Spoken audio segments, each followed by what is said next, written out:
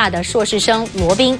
他利用暑假到西门町当街头艺人。其实他过去曾经有丰富的歌唱经验，甚至呢还跟像萧敬腾、赖明伟等人一起参加民歌比赛。后来他落选，改当街头艺人，在去年终于考上了街头艺人执照，不必再躲警察，可以正大光明的在街头唱歌表演。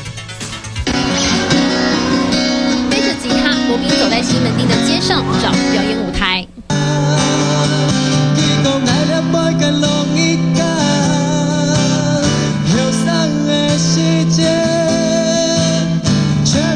站在街头弹木吉他，演唱自己的创作歌曲，沉稳的演出让人看不出来。其实罗宾现在还是政大资讯科学研究所的硕士生，拥有高学历，但罗宾心中总有个梦想，因为想要有个表演的舞台，然后就是因为以前自己在民歌餐厅唱歌，然后现在没有唱歌了之后，就是还想要有继续表演的空间这样子。去年考上街头艺人的执照，开始罗宾在西门町的走上生涯。爱唱歌的他，在星光帮萧敬腾、赖明伟还没出名前，就曾经一起参加过民歌比赛。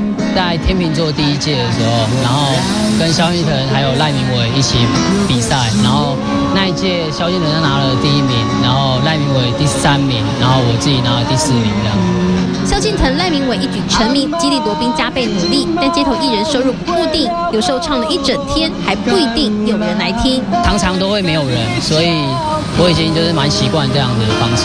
对，我曾经拿过1小时1000多，所以就是这里其实算是还不错的地方。